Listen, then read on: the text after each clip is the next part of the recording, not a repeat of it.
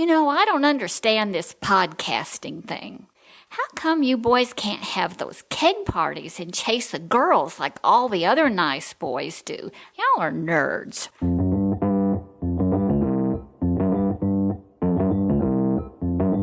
Live from Joe's mom's basement, it's the Stacking Benjamin Show.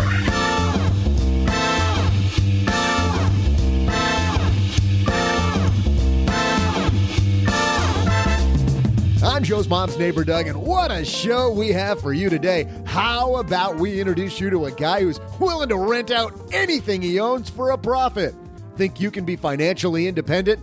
Well, say hello to Craig Curelop. Plus, in our headline segment, what funds have had the worst returns so far this year? We'll have the list, plus more news about the ever-changing world of target date funds. How much will OG throw up in his mouth?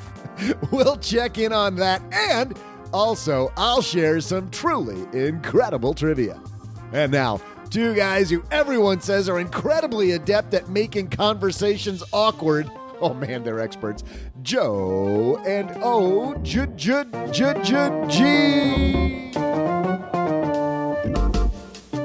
Nothing better than somebody ask you a question, you just kind of stare at them. What's that? Like what? Huh? Oh, did you? I'm sorry. Go ahead. Really? Did we start? That'd be great. My mind's elsewhere. Hey, welcome to the Fun with Words podcast. I am Joe Salsi, High Average Joe Money on Twitter. And across the table from me, Mr. Awkwardness himself, the OG. Yeah, exactly. Super awkward. I don't think about you as awkward, except like if you're hanging out with a group of people and it's like 9:30 at night. And then you're not so much awkward as you're just grandpa. I'm going to bed. 9:30 is the appropriate time for bed. And that's not even the bad part. The bad part isn't that you're going to bed. You look around the room and go, and you should all go to bed too. Exactly. And then everybody starts sweating. Then we have to pass out the Native. Oh, that's weird. Big thanks to Native for supporting Stacking Benjamins. Native makes safe, simple, effective products people use in the bathroom and when they're around OG every day with trusted ingredients and trusted performance. I just realized there's a lot of room here. There's a lot of gold in this Native spot for us to do some good work. For 20% off your first purchase, visit nativedeodorant.com and enter promo code SB during checkout. Also, thanks to QuickBooks for supporting Stacking Benjamins. Save time and money so you can get to bed at 9:30. When you use Intuit QuickBooks for your financial management needs, you can save an average of $600 a year, 6 whole Benjamins, by paying your employees with Intuit QuickBooks Payroll. Check that out today at intuit.me/SB. We are checking out Craig Curelop today. This dude, 24 years old. He's a rocket. How many 24-year-olds do you know that have written a book? One now. And a book where he's an expert at making money. And truly, and I know what you're saying, same thing I was saying. Yeah, 24 and he's an expert. No. You take a look at this house hacking book. Craig Curelop knows what he's doing. Focused on the end game. Love talking to young people who get it. So gather the family around the radio because the party's about to start. Hello, darlings. And now it's time for your favorite part of the show, our Stacking Benjamins headlines. And how do you start any party? You start it by talking about the worst investments of the year. Ta-da! This is always fun. This comes to us from Financial Planning and is written by Andrew Schilling. Andrew writes, following a year of steady gains in the major indexes, it should come as no surprise that high-priced funds that shorted the market were among the worst performing. On January 1st, you probably thought that was the thing to do. Just imagine. Just like a 3X fund. Yeah, taking all your money, putting it down in the 75%. 3X bear. Carrying an average year-to-date loss more than 8%, the 20 mutual funds and exchange-traded products with the worst returns of 2019 severely underperformed the Dow's 20.94% as this was written, as measured by the Spider Dow Jones Industrial Average ETF. The S&P 500's 25.1% gain at that point, as measured by the Spider S&P 500 ETF, ticker symbol SPY, and the Bloomberg Barclays U.S. aggregate 7.52% gain, as measured by the iShares Core U.S. aggregate bond ETF. Let's dive into the worst performers. Locking in at number 20, Wisdom Tree India Earnings ETF. That actually made money though, OG. Up as of the middle of last week, up 1.78%. Investing in India, apparently not paying that much. Oh, okay. So that's diversification. We'll take that, though. Yeah. I'm not unhappy with that. I would rather see like a Pacific fund, maybe, or an Asian fund than just picking a specific country. I think that's very difficult. Well, I mean, if you're picking a specific country, it's no different than picking a specific asset class or a specific stock. Your market timing, you're guessing. So I'm with you. I'd much rather have like a emerging market fund. Yeah. Or, true. International. Number 19, Wells Fargo Ultra Short-Term Muni. I love like all these names. But a lot of wealthy people use this as a second-tier cash reserve. I mean, that's not even a fund that real people invest in. Well, fixed income, it would be something that you'd invest in as a mid-tier fund associated with goals. But when you start adding all those other things in there, like the ultra short, long bear Calypso fund or something. But the ultra short duration means that it's not, the chance of it going through the floor are going to be really low, which is why people will use it as a second tier emergency fund. So I don't even know that that's, you know what I mean? I consider it to be a savings account with a little volatility, much more than an investment. At 18, something similar, Six Circles tax aware, ultra short duration. 17, Franklin floating rate daily access. Same thing. The words daily access. Yeah, they're not going to perform as well. Yeah. 16, DFA short-term municipal bond. Invesco, 15, Invesco Oppenheimer senior floating rate. Are we going to read all of these? What, you want me to skip to the chase? Skip to the end. Yes. All please. right, here we go. Let's head on. A bunch of global bond funds, yada, yada, yada. Some of the market neutral funds. I know how much you love those. Let's go. Number 8, Nuveen Equity Market Neutral. Yeah. Where they take half of the thing and make sure the other half doesn't do anything good. It does the exact opposite. It's neutral. You're always going to get 0%. Yeah, by the way, down 6.1%. And with an expense ratio at 2.29, what could go wrong? Next, Vanguard Market Neutral. Expense ratio, by the way, hey, Vanguard, 1.8. You're beating Nuveen, but year-to-date return, -9. Number 6, the Spider S&P Oil and Gas Exploration, down 13.7. Well, once again, oil and gas would be like kind of commodities, right? So are you okay with that kind of? Well, I love when David Stein was on, when he talked about the difference between an investment and a bet. Yeah. And when you're in oil, it's a bet because you can't look at the dividend. You can't look at the earnings. You can't figure out what this thing should do. There's no calculation there at all. It's oil. If oil does great. And like he mentioned a couple weeks ago, if you go back 2 weeks ago to when David Stein was on, you can listen to the interview. David said that doesn't make it bad. It's just realize that this is a commodity is going to be a bet. And then number 5 is the Van Eck Vectors Oil Services. And then the final 4, ProShares short the S&P. Oh, down 18.57. ETFMG Alternative Harvest ETF, probably loaded up on oil, -22.7. Number 2, ProShares short QQQ, meaning they're shorting the NASDAQ index. When shorting the S&P 500 isn't enough, you short the NASDAQ. Exactly. Down 23%. For people who don't know why, that's because it's more volatile. And then last, the iPath B S&P 500 VIX short-term futures ETN. Oh boy. Down 56.66%. If you're investing in the iPath B S&P 500 VIX short-term futures ETN, you, my friend, need a hobby. I just want to know how you find it. Ticker symbol VXX. There it is. If you want to invest in the worst performing thing. Not a great place to be. But look at how many of those are bets. A lot of that is betting didn't pay off, and broad U.S.-based investing paid off again for what's that, the 10th year in a row? Weird. Hashtag shocked. Our second headline comes to us from Barron's. This is fun. How about we talk about target date funds? Fine. Schwab plans 401k hybrid. This is written by Joel Arbage. Charles Schwab plans to launch early next year a service for 401k plans that would automatically move participants. By the way, did you see this?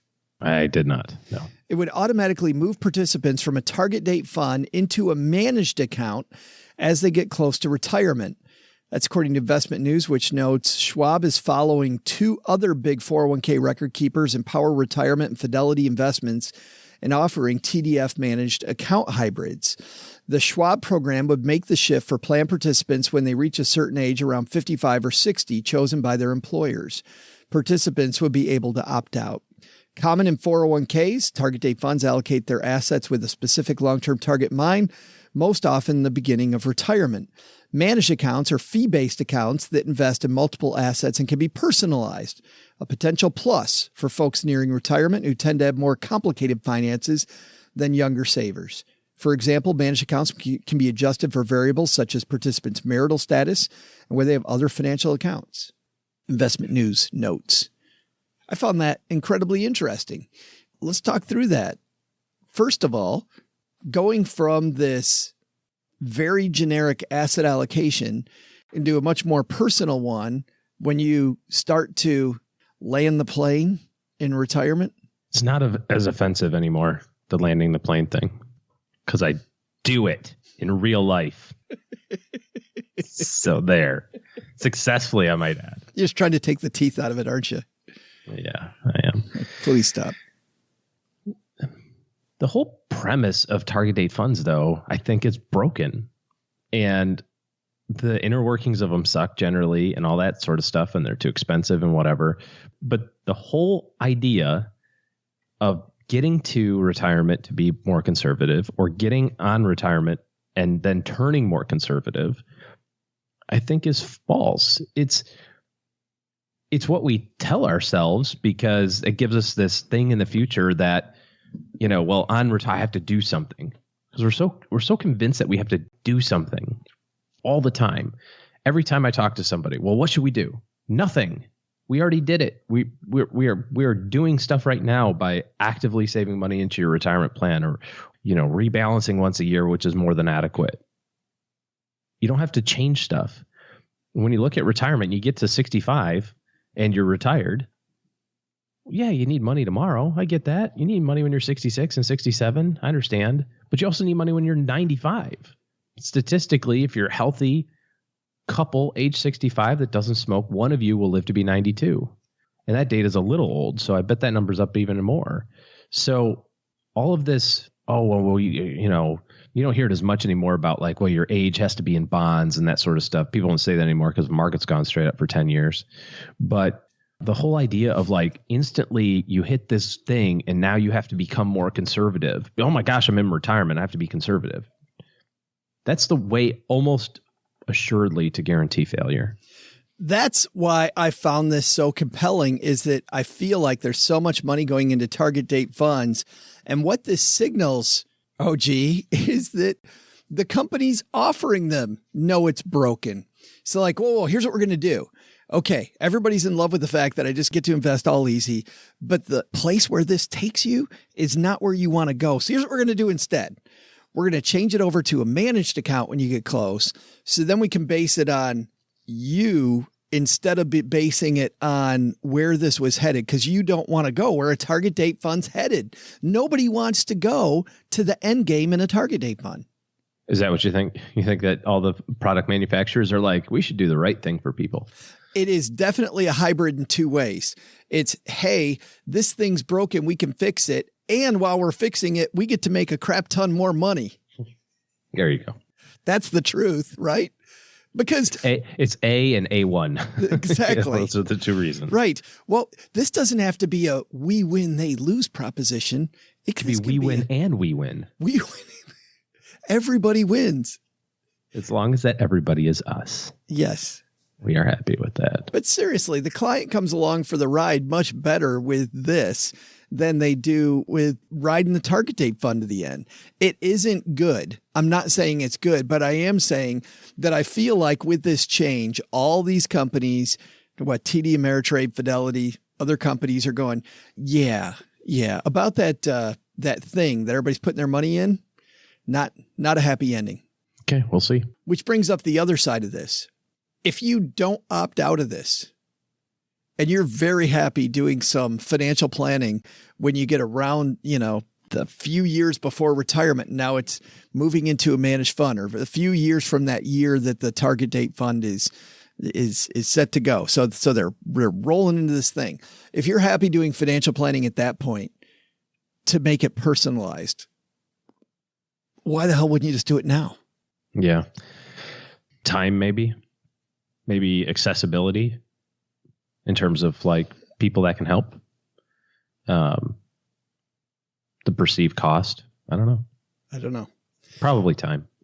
Interest level, I think, is a big one. I will deal with it later. Yeah. Yeah. In just a second, we're going to have our takeaways for this piece. But while we're talking about time, made me think about all the time you spend working on your employees' payroll. We're always, OG and I, on the lookout for ways to help you improve your business. As somebody who's self-employed, if you're not using Intuit QuickBooks for your financial management needs, you should be. It'll save you time, money, and most of all, the headaches you're dealing with right now. Payday all of a sudden becomes super easy. You can run payroll in less than 5 minutes with Intuit QuickBooks Payroll.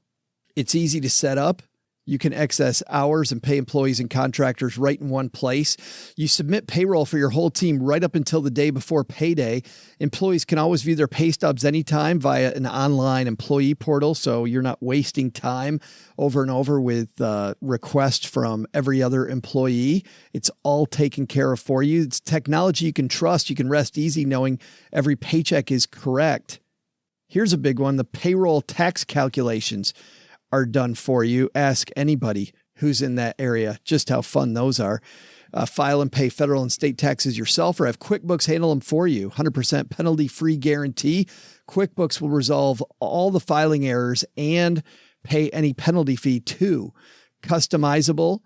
QuickBooks Payroll has options for businesses of all sizes from 1 to 150 employees. You can save an average of $600 annually by paying your employees with Intuit QuickBooks Payroll. Check it out today at intuit.me/SB. That's intuit.me/SB. I think that's a big one. While some things like Intuit QuickBooks Payroll are time-saving, a target date fund is time-saving, but in still 95% of the cases, pretty inefficient, OG. I think that's one takeaway. And the companies, by offering this, I think they know it. And then number two is going into that Van Eck market neutral short-term volatility S&P 500 QQQ short. VIX. You forgot VIX. VIX. Combination fund. Might want to back away from the keyboard after that third cup of coffee, cowboy.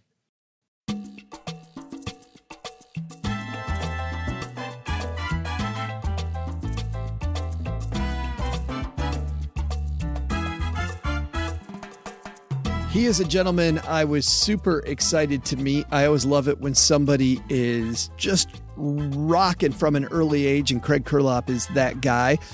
He not only invests in real estate, he works for I think we can say this is our favorite company in real estate, just because we know so many people over there and they're very quality people. If you're not paying attention to Bigger Pockets and you're in real estate, I'm not sure what you're doing.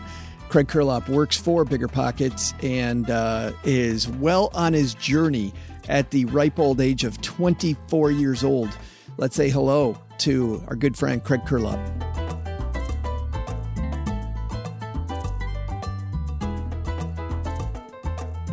And here he comes, walking down the stairs to the basement.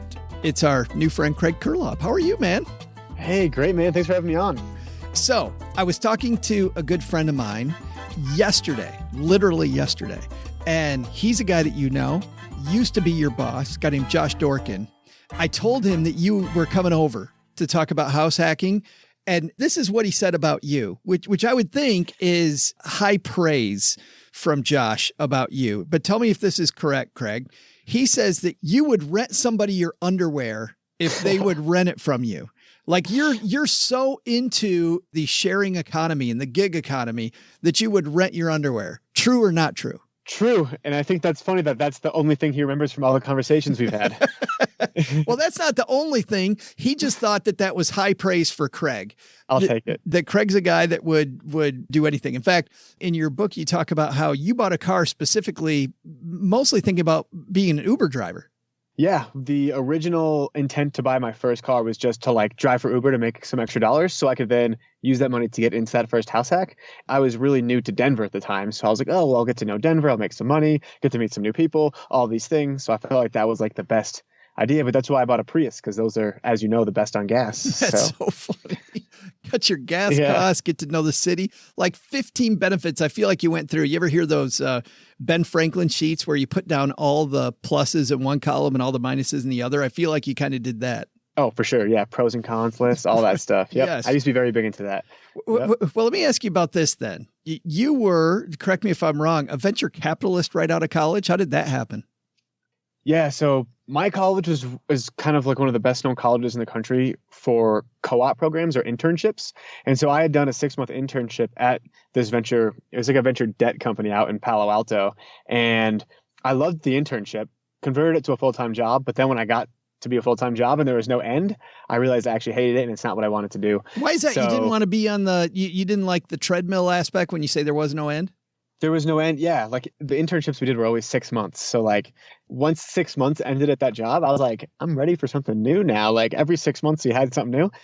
But with this one, I was working 70, 80, 90 hours a week, making the same amount, all for like a slightly higher bonus at the end of the year, where I was looking at my boss who was making 10 times me and his boss was making 10 times him. So I'm working my ass off just to make one dude 100 times more than me.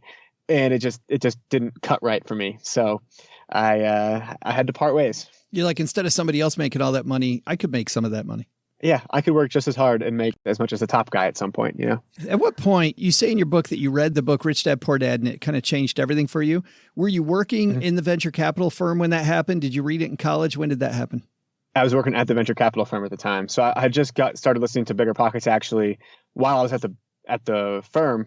And everyone kept mentioning this book, Rich Dad Poor Dad, in the podcast. So I was like, okay, well, if 15, 20 people have mentioned it now in the last 20 episodes, I should probably give it a read. And that book just like articulated all of the mess that was in my head into one. I'm sure you've read the book. It's like, 200 pages long of like almost child text. And it was great. Yeah. What was the biggest aha at the time though for you, for people that haven't read the book? The biggest aha was just the whole idea of saving your money and investing it in things that provide you with passive income, rather than saving your money either in just putting it away in a savings account or saving your money and just spending it, right? So the whole idea of investing it so that it will make you a return, and those returns will provide you the freedom that you need. So you get the job at Bigger Pockets and then you start house hacking.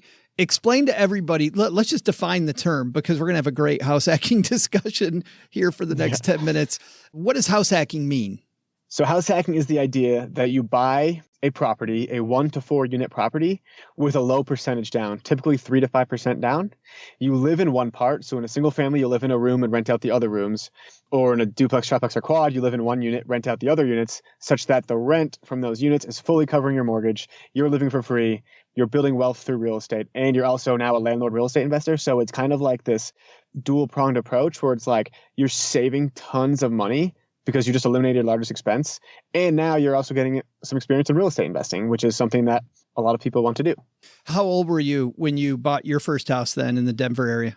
24. Tell me how that went. Not buying the house, but how did it go then hacking that property? Yeah, so the first one is interesting. The first one was, this is why Josh says that I would rent out my underwear, so I bought it was a duplex that was like 1.5 miles from the office in like a really good part of Denver.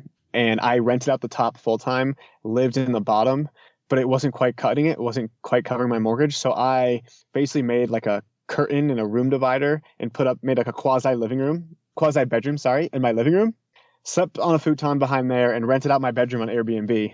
So I did that for a full year while renting out my car, while doing it. So I basically owned everything but used nothing. That was my strategy for a year. That allowed me to save $20,000-$30,000 and was able to buy the next house hack in a year from there.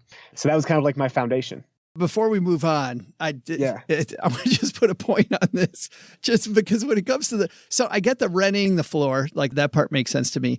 The Airbnb piece, I've done Airbnb a few times. I walk into somebody's house and there's this curtain around a part of the living room.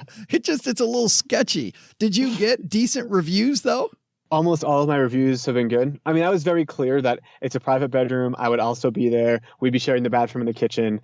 The pictures in the Airbnb show the curtain and all that kind of stuff. They know exactly what they're walking into. Usually it was like, my place was pretty cheap, right? So it was like couples trying to save a buck usually, or someone someone coming for business. It was just them. I met a lot of interesting people, actually. Some people I'm still in touch with today. So yeah, I like that. And you make this point a lot that when you do house hacking, you meet a lot of cool people. Like you meet a lot of like-minded people because they're either trying to save money by doing what you're doing, right? Or being that young couple that maybe wants to save a few bucks seeing things. And it sounds like you met people from all over the world. Yeah, everywhere. I mean, I met people from New Zealand, from Poland, I could name a bunch of countries, Germany, like all these places, Australia. And it's crazy because we're still in touch. I've probably had 100 guests or so while I was there, living there, and I'm probably in touch with, maybe 5 or 6 of them. But still, that's pretty good, I think. That is pretty good. Well, and also what's pretty good, you said it took a year with that property before you got a second one. That's right. Yep, 1 year. Literally, I couldn't stand it behind the curtain anymore after 1 year. And so I was like, all right, I'm done. I went and bought a new property, got my own room, and all that kind of stuff. So living a luxurious life now. But the second property also, you rent there though, right? Too? Or did rent there? That's right. Yeah. Yeah. So this one was a 5-bed, 2-bath house. And this time I lived in one room, but rented out all the other rooms. So I had my own room, but the 4 other rooms was covering my mortgage by over $1,000 a month while I rented my duplex out fully. So now, that was just totally rented out. And that was also cash flowing me around $1,000 a month. So you can kind of see how your passive cash flow grows pretty quickly with this strategy. Yeah, that's really neat. I'd imagine you had to be a little careful about buying the property, though, buying the right property. Oh, yeah. Yep. There's so many things that you kind of have to look at when you buy a house hack. The main thing is how many beds and how many baths for your dollar do you want? The more beds and baths you can get, the better. But you definitely don't want a disproportionate amount of bedrooms to bathrooms. I was kind of pushing it there with that 5-2. Personally, I think the 5-3, 5-bed, 3-bath works best, where one person has a master and then there's 2 sets of 2 people sharing one bathroom. That I find is what works best for the rent by the room. Yeah, at least 5, 2.5, right? Yeah, that would be good too. But even the 5-2 is actually not bad. And it's actually kind of funny because one of the bathrooms in that 5-2 was a master. So there was 4 people sharing one bathroom. Oh, yeah. It was a pretty big bathroom. There were 2 sinks. I didn't really notice a problem, and I didn't hear about any problems of it. But I feel like it sounds a lot worse than it actually is, as long as you just make sure your roommates and tenants are good people. Right. But let's go into some basics here on house hacking. First of all, just to talk about the different games you're playing.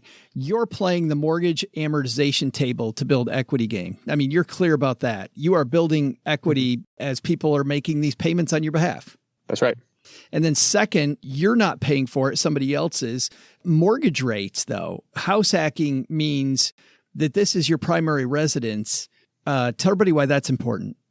Yeah, so when you buy a property that's your primary residence, that's what allows you to, one, get those 3% to 5% down loans I'm talking about. You have to live there for a year. And 2, typically primary residence, the rates on those are probably 1 percentage point lower.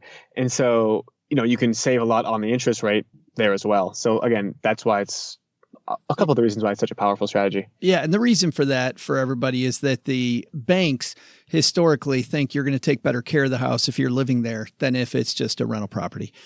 So they'll give you a little discount on the rate versus, they don't give you a discount. Banks don't give you a discount. They jack up the rate if you don't live there. That's probably more likely. You do a great job of going through all the drawbacks of doing what you do, of the house hacking. And I thought, if you don't mind, we just dive into these, Craig. Let's do it. Yeah. First one is this going to be more work? Talk to me about that drawback. Yeah. So house hacking will be slightly more work than living in a rental where you don't need to take care of maintenance and don't need to take care of all that, right? It'll be a lot of work up front when you're showing the house, buying the house and all that. So within the first 2 or 3 months of buying, but then you're getting $1,000 a month of passive cash flow. The big point there is that you're giving yourself that passive cash flow, so you then don't have to work for 40 or 50 years. So would I rather work for 3 months, a little harder for 3 months, than work for 40 years? I will take that any day of the week. Yeah, I feel like you constantly right now have this end picture in your head all the time. It's like people have this vision board. Like you've got to keep that long-term perspective. Mm-hmm. Exactly. Yeah. You have to just yeah, exactly. Second is living with a bunch of people you might not know. Yeah. The biggest part of house hacking and probably the most important part is the screening the tenants. And so, yeah, you're going to live with people you don't know. Again, it's only for a few years, 3 or 4 years, and you'll put yourself in a really good financial position to then not have to work for 30 or 40 years. So that's kind of like what it all boils down to at the end. But a lot of times those people that you meet in your house, again, become your friends or become maybe your future girlfriend or wife or whatever, right? There are situations that have happened where you never know who you're going to meet. And I think just putting yourself in that position is really good. Well, it's funny. My son lived in a house that was owned by one of the people that lived there when he first moved to Seattle. And he was kind of warned about his landlord. By the end of the year, though, he couldn't stand the guy. Just absolutely. Really? Yeah, they were really rubbing each other like sandpaper. And not just my son, but other people in the house were having issues with this individual.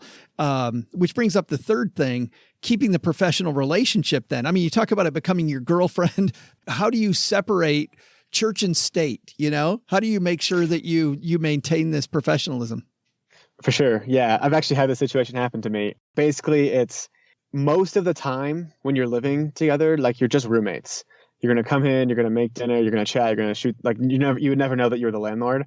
It's only when problems happen it's only in the beginning when you're signing the lease. And then when problems happen, are you the landlord? And I just say I know we're friends, but right now we're not friends. I'm putting my landlord hat on and we're now business partners right now. And I just basically say basically almost like a role play where I just say exactly what part I'm playing right now. And they usually get that pretty clearly. And I've had to do it a few times and it seems to work fine. Just let everybody know at this point in the conversation, I'm changing my hat. Yeah, exactly. You're changing your hat. Look, I'm no longer your friend right now. Yeah. I am your landlord. And this is a business. I'm not running a nonprofit. I have no obligations to you. So this is what we're doing. If they start to get really sure about it. Well, and it's funny, I'm laughing as you're talking because when I was at the Citadel, we had this I'm a freshman and you get the hell beat out of you all year long. And every once in a while, an upperclassman would do something nice for you. And it was funny because I remember one guy, Mr. Foster, was super nice to all the people all the freshmen in our unit. And we start chatting with him and he chats with us for a second. And all of a sudden, Craig, you saw this change. Like he was doing what you're talking about. He changes his hat and he looks at us and goes, "I ain't your buddy. Just remember that. I'm just being nice to you. I ain't your buddy." So that was the first thing I thought about when you were telling that story. I ain't your buddy. I ain't your buddy. I ain't your friend, pal. Yeah. But number 4 is that even if you're, making good money, I mean, you've got nice cash flow, you could then probably live someplace nicer. Your fourth one on the list here is you live in a crappy investment property. Yeah. Again, that is one of those things you kind of just have to, one of those hits you kind of just have to take, right? You're going to see your friends living in the luxury apartments and all that kind of stuff. But again, you're going to also see your friends working for the next 40 or 50 years. So I think you just have to see what your values are. And if your values are kind of your freedom or travel, or maybe you want to start a business or something like that, that's just one of those hits you have to take. At the end of the day, I'd be willing to bet if you're willing to do this strategy, you're probably not home a whole lot because you're probably either working or doing extracurricular activities and all that. So most of the time in your house, your eyes are closed anyway. So you just dream about where you want to be. Yeah. Sleep in a comfortable bed. You can have a comfortable bed. It doesn't that's not, I've always had a comfortable bed. So yeah. And high thread count sheets, right? Yeah, exactly. Right. And then last, coming up with that first down payment, I bet that was kind of difficult.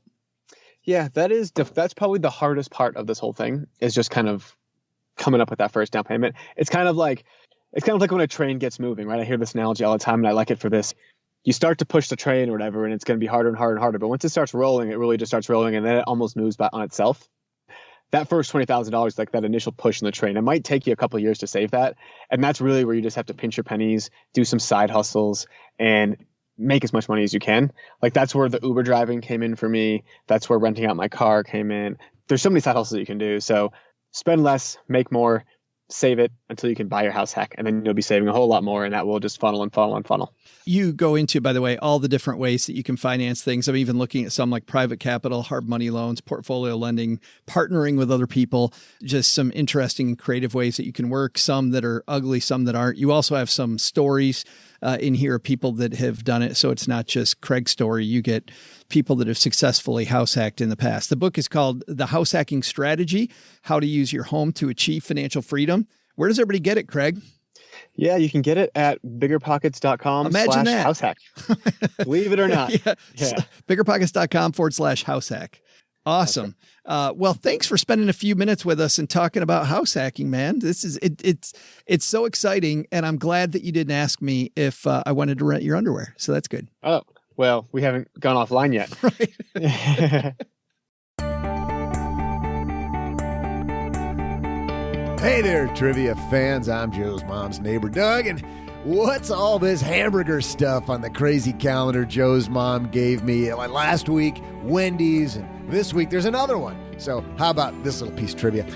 What fast food joint made popular in the U.S. sold its 50 billionth serving of its specialty on this day in 1984? Going to be back with the answer in just a moment. Well, good news, Stackers. We are the best smelling podcast in town. And you know why? It's because of Native. Native makes safe, simple, effective products people use in the bathroom every day with trusted ingredients and trusted performance. I got to tell you, it's the only way to keep our reputation with visitors to the basement. I mean, I don't know that Anthony would have come down to the basement had he thought that it was Guy Funk basement. Native can hang with you, your workout, your podcasting life, busy mom life, 16-hour days, whatever it is. Native has fewer, simpler ingredients, so you know everything that's in your deodorant. It's also safe and effective. And by the way, there's also an incentive formula and baking soda-free formula for those people with sensitivity. It's aluminum-free, safe, and effective. It also, for those of you that want scents, it comes with a variety of them. Plus, they release new limited edition seasonal scents throughout the year. But the classics are coconut and vanilla. That's their most popular one. Lavender and rose, cucumber and mint, eucalyptus and mint. They offer free returns and exchanges in the USA. And you can subscribe and save 17%. You'll save $2 a stick and have Native conveniently delivered to your door every 1, 2, 3, or 4 months. I like having a deodorant that has clean ingredients, you know? One that I know what I'm actually putting on my body. No more sweating down markets. Of course, we don't really sweat down markets here, do we? Or worried about the fact that we have a long day of podcasting because Native hangs in there with us. So get 20% off your first purchase by visiting nativedeodorant.com and our promo code SB during checkout. That's 20% off your first purchase by going to nativedeodorant.com and our promo code SB at checkout. Hey there, Stackers. I'm Joe's mom's neighbor, Doug, but you knew that. You've been waiting for me. And nothing like the smell of fresh trivia in the morning, am I right? Oh. Hey, let's get you today's answer. The question was this: what fast food joint made popular in the U.S. sold its 50 billionth serving of its specialty on this day in 1984? If you said that brand with golden arches, you owe yourself some fries. Or not. No judgment. Either way. Some people like fries, some people don't. Hey, different people eat different things, and that's okay by us. We wouldn't want to make jokes about, anything people eat or whether they CrossFit or play board games or any of that. Basically, we're not going to have any fun anymore ever. So I'll just say this. Congratulations to those people who got it right, and also congratulations, and we'll send a participation medal to everyone who got it wrong as well, because we want everybody to feel good about themselves and be happy and hug everybody that we can. That's pretty much it. We want you to like us. Please like us. I think Doug may have read the review that we made hurtful comments about vegans. You made hurtful comments. It was you and Len, man. We said, I love how the finger pointing begins immediately.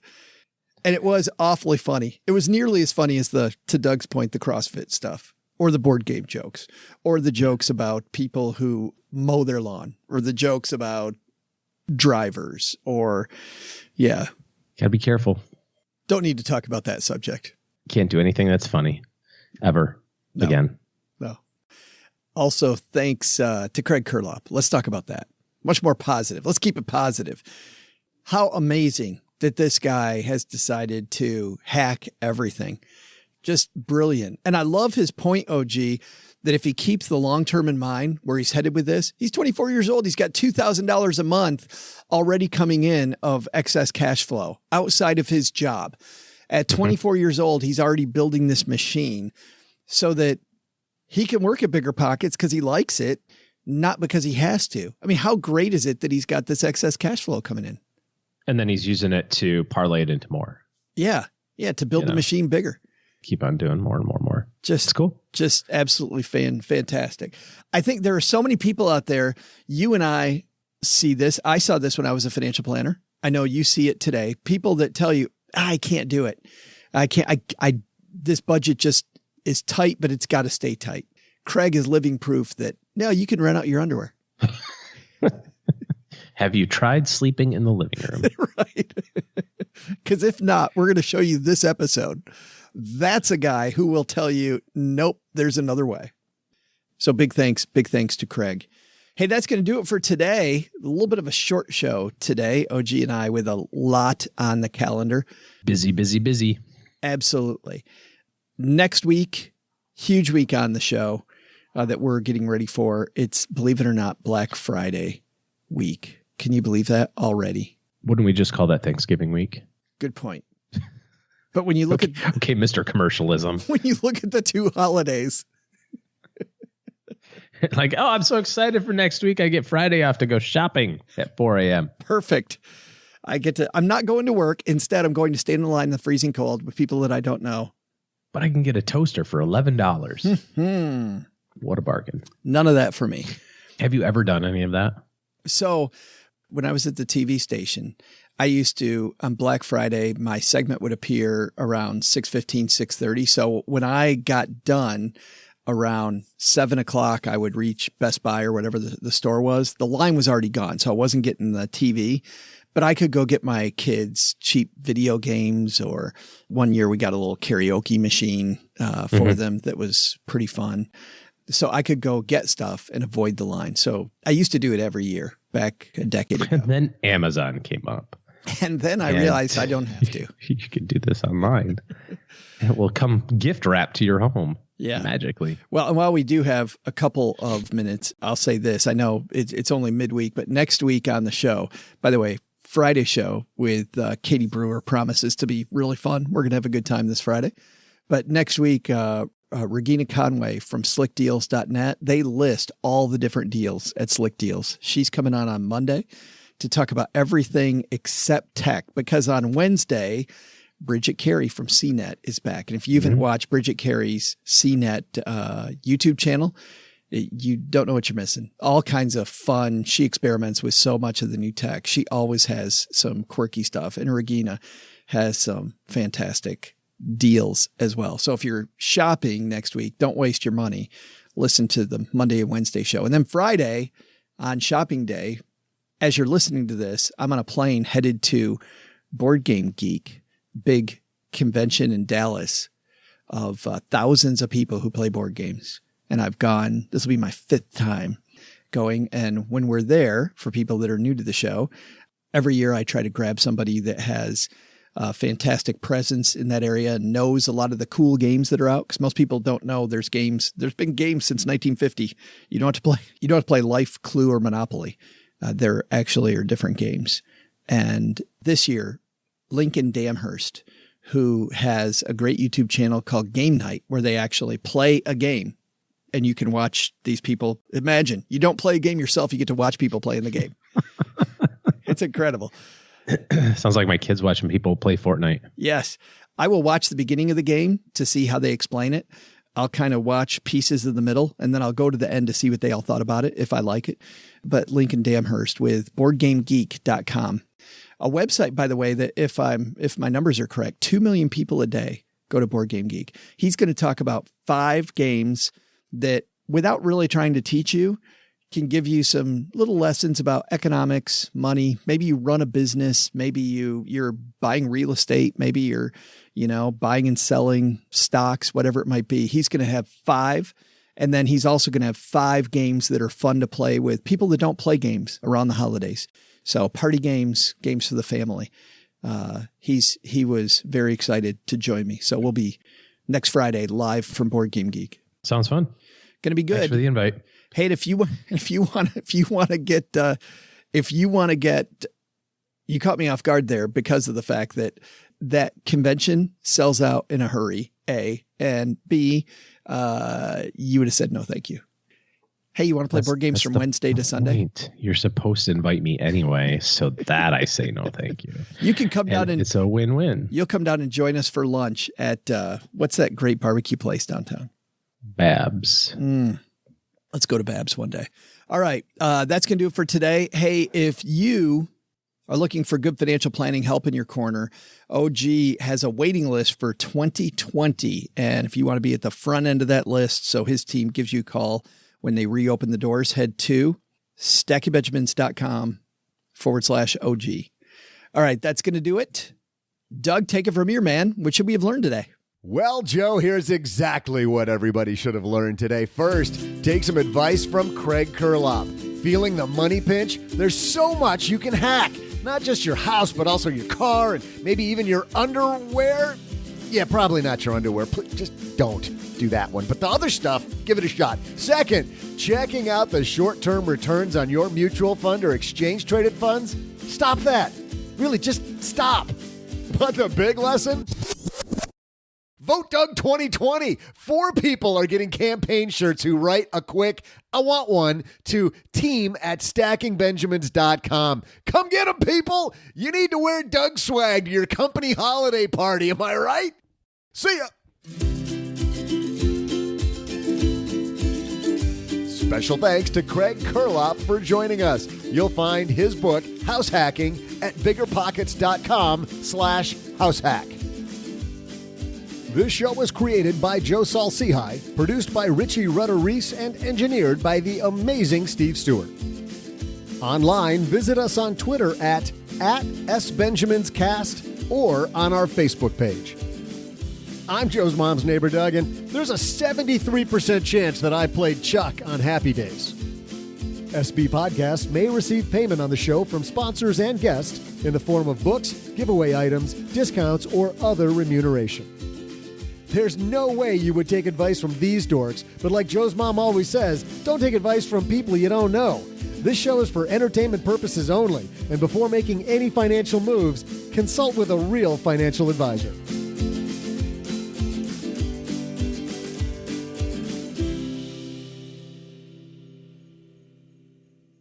Due to current economic conditions, it's my job to inform you that the light at the end of the tunnel has been turned off.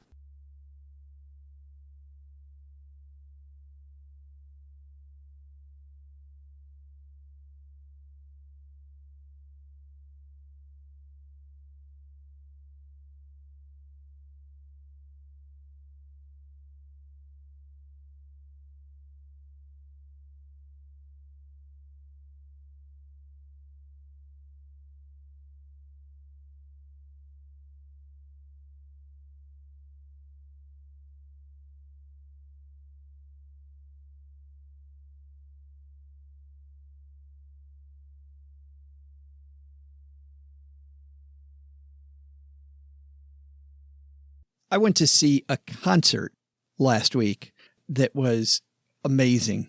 It was called Scott Bradley's Postmodern Jukebox. You familiar with them? No. I wish we could play their music because it's pretty innovative. Here's what they do.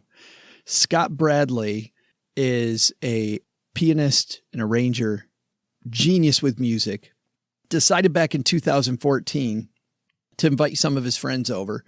And in his apartment living room, they turned some popular songs into 1920s jazz numbers. And so it's all of your favorite hits from today that are made into jazz numbers. And I wish if it weren't for the recording industry and copyright laws, I would play some. Frankly, we don't even know how to buy the license to play it, but we can't play it. But I will say this. It looks like a 1920s jazz band. They've got two guys on horns with those risers in front of them, the stands that are in front of them, a big old style drum kit, and then a piano and a guy who's playing either the upright bass or he's playing a guitar, depending on the song. Because some of the songs they turn them into 30s, 40s, 50s songs. A guy comes out in a top hat, introduces it to Scott Bradley's Postmodern Jukebox, and he says at the beginning of the show, how many people have seen this before? And you knew it was going to be a good show when 2/3 of the audience raises their hand and is screaming. Like 2/3 of the audience is geeked. And I turned to Cheryl. I'm like, I thought it was going to be good. The guy then starts singing, and then somebody comes out, and there's this random tap dancer. There's a woman from Sweden who plays all the different horns. They keep bringing out different vocalists. There's a guy who studied at Berklee School of Music, had a phenomenal voice. A woman who is about to embark on her own solo career. Different vocalist with the band. And as the show went on, every single song, you'd finish the song, you're like, that was amazing. There's no way they can top it. And then the next song, they do something else more amazing. Just, if you get a chance to go see Scott Bradley's Postmodern Jukebox, if you like pop music, or if you don't know anything about pop music, but you like old jazz music, go see Scott Bradley. Okay. I don't know that I would like it, but I think you, Mrs. OG, would really like it. I think you'd like it a ton. I would play the audio and you go, oh, that's cool, but I can't do it. So everybody go to YouTube and look up Scott Bradley with 2 E's, not EY, Scott Bradley, Lee, Postmodern Jukebox.